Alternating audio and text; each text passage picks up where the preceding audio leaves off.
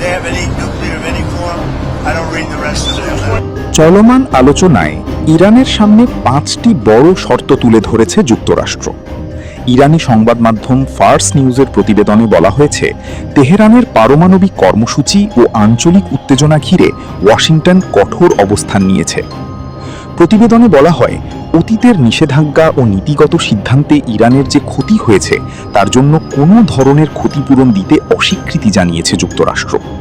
এছাড়া আলোচনার অংশ হিসেবে ইরানকে 400 কেজি সমৃদ্ধ ইউরেনিয়াম যুক্তরাষ্ট্রের কাছে হস্তান্তরের দাবি জানানো হয়েছে বলেও প্রতিবেদনে উল্লেখ করা হয়।